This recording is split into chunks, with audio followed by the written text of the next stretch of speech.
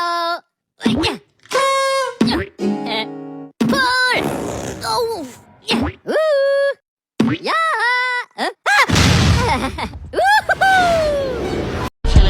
Tell him it's on. Tell him what's up. Tell him what's up. Tell him it's on.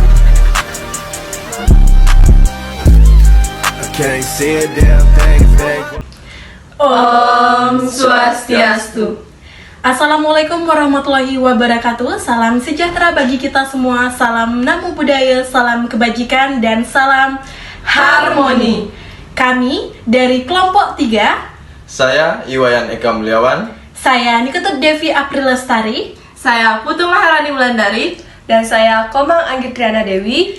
Pada video kali ini kami akan membahas mengenai materi mengkaji isu-isu objektivitas dan subjektivitas dalam penilaian pembelajaran.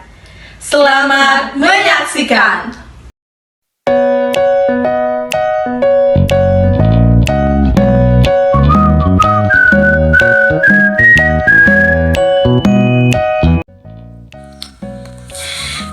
Adapun beberapa pembahasan materi dari kelompok kami, yaitu yang pertama, pengertian isu objektivitas dan isu subjektivitas dalam pembelajaran.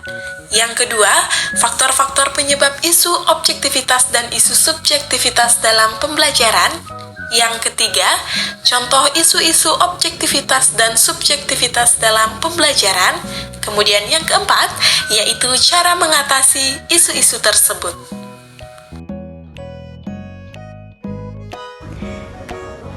Nah, adapun pembahasan yang pertama yaitu mengenai pengertian isu objektivitas dan isu subjektivitas dalam pembelajaran. Yang pertama yaitu objektivitas. Nah, penilaian objektif merupakan suatu penilaian yang selalu mengikuti peraturan serta fakta dan tanpa dipengaruhi oleh intervensi dari pihak lain ataupun dipengaruhi oleh politik serta kepentingan pribadi. Nah, suatu penilaian dikatakan objektif apabila senantiasa memiliki kejelasan tujuan yang ingin dicapai. Nah, jadi penilaian objektif merupakan di mana seorang guru akan memberikan nilai kepada siswa berdasarkan fakta serta data di lapangan tanpa adanya intervensi dari pihak lain. Yang kedua yaitu subjektivitas. Nah, penilaian subjektif merujuk kepada situasi atau permasalahan di mana penilaian, pendapat, perspektif individu, perspektif kelompok dapat mempengaruhi serta dapat memaksa hasil yang akan diambil atau hasil yang akan diperoleh.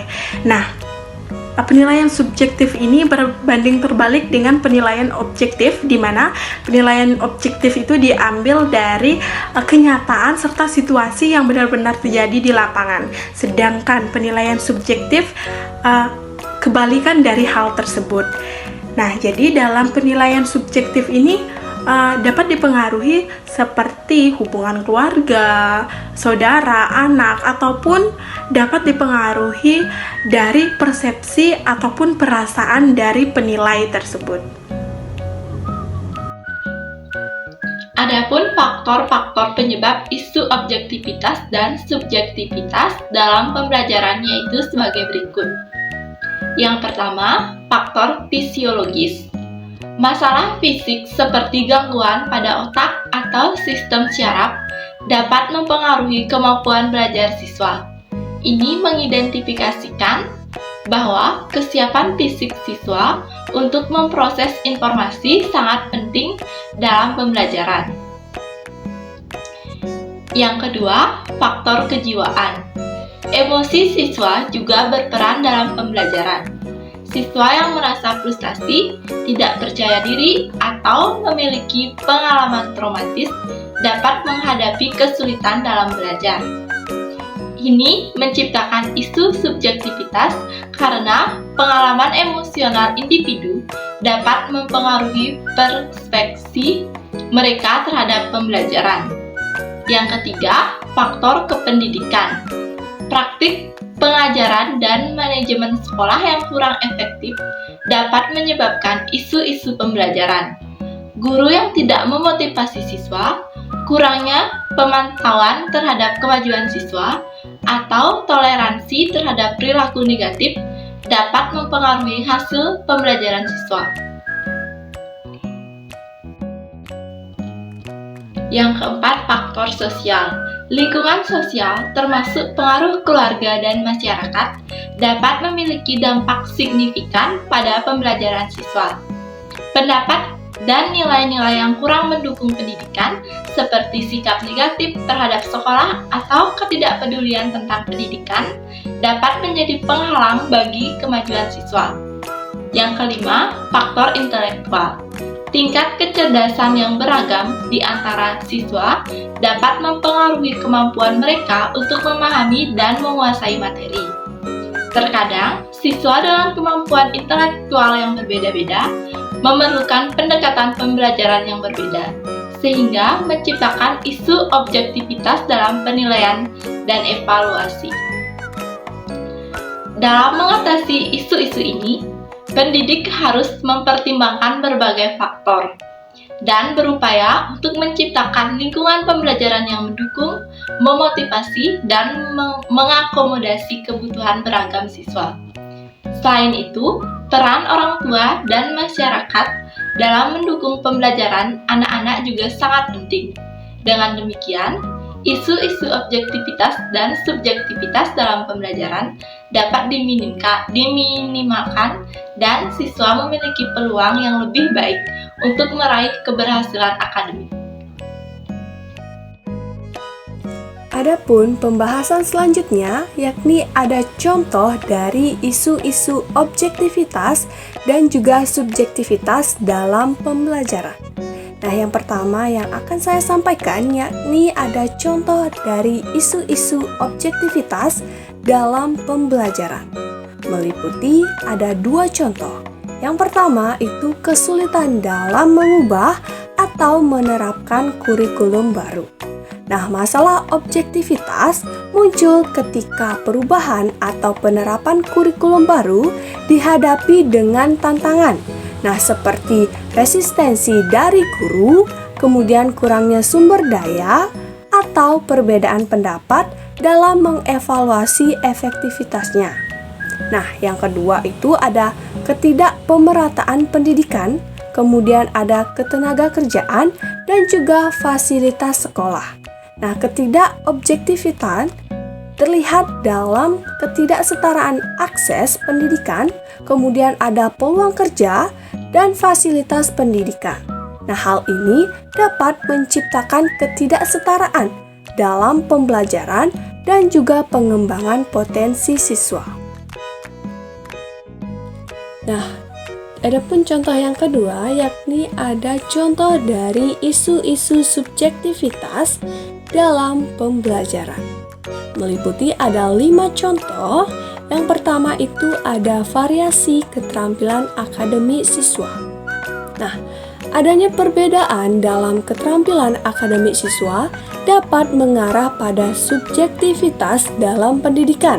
Nah, pentingnya pendekatan individual untuk memaksimalkan potensi setiap siswa menjadi lebih nyata. Nah, yang kedua ada tingkat keterampilan belajar yang beragam. Nah, siswa dengan tingkat kecerdasan yang tinggi tetapi masih memerlukan dukungan khusus untuk memenuhi potensi belajar mereka menciptakan situasi subjektif. Nah, guru dan juga para orang tua perlu mengidentifikasi dan juga mendukung kebutuhan mereka secara tepat. Nah, yang ketiga itu ada tantangan dalam belajar yang lambat. Nah, ada siswa yang belajar dengan kecepatan yang lebih lambat, itu memerlukan perhatian yang khusus untuk memastikan mereka tidak tertinggal. Nah, ini menekankan bagaimana pentingnya pendekatan yang bersifat inklusif dan juga mendukung. Nah, yang keempat ada kurangnya motivasi belajar.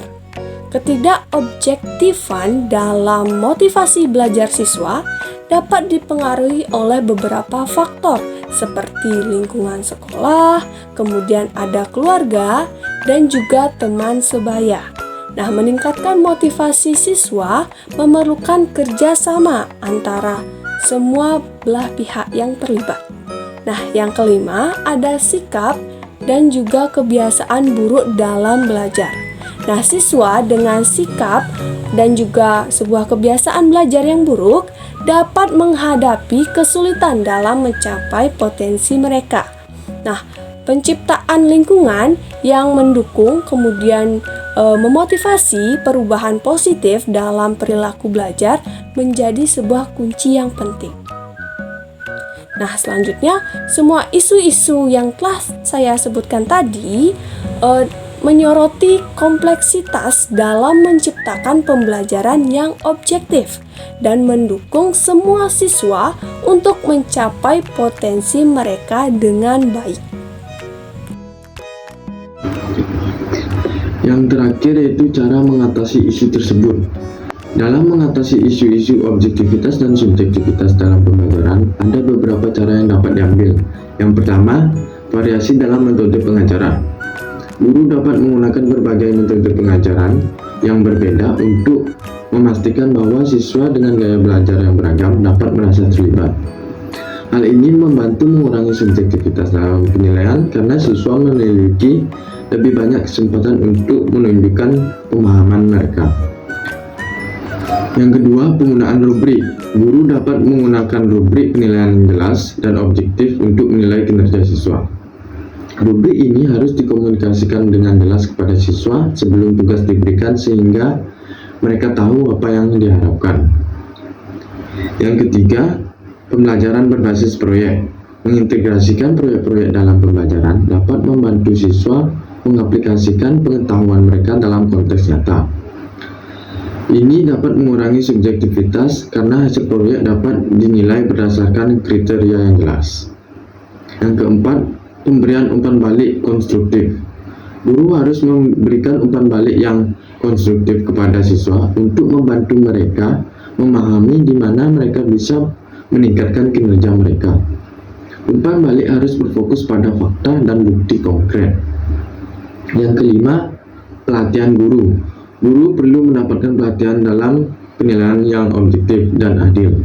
Ini dapat membantu mengurangi bias subjektif dalam penilaian mereka. Yang keenam, kolaborasi antar siswa. Kolaborasi antar siswa dapat membantu mengurangi subjektivitas dalam penilaian. Karena siswa bekerja sama dalam kelompok, mereka dapat memberikan umpan balik satu sama lain yang dapat membantu mengoreksi perspektif subjektif. Yang ketujuh, pengembangan keterampilan metakognitif. Mengajarkan siswa dengan keterampilan metakognitif seperti bagaimana mereka cara belajar dan bagaimana mengatur waktu dapat membantu mereka menjadi pelajar yang lebih objektif dan mandiri. Yang terakhir atau yang ke-8, pendekatan konseling. Guru atau konselor sekolah dapat memberikan layanan konseling kepada siswa yang mengalami kesulitan belajar. Ini dapat membantu mereka mengatasi masalah subjektif dalam perspektif mereka terhadap pembelajaran. Adapun kesimpulan dari keseluruhan materi, yakni isu mengenai objektivitas dalam konteks pembelajaran merujuk pada masalah atau permasalahan yang muncul selaras dengan realita atau data empiris yang dapat diamati di lapangan. Nah, di sisi lain, isu subjektivitas dalam pembelajaran mengacu pada permasalahan yang timbul berdasarkan pandangan atau sudut pandang individu terhadap proses pembelajaran tersebut. Dengan kata lain, objektivitas dalam pembelajaran menggambarkan masalah yang memiliki dasar nyata dan dapat diukur secara konkret. Sementara subjektivitas dalam pembelajaran berfokus pada permasalahan yang bersifat lebih personal atau terkait dengan sudut pandang individu. Nah, sekian pembahasan materi dari kelompok 3. Sampai jumpa dan terima kasih.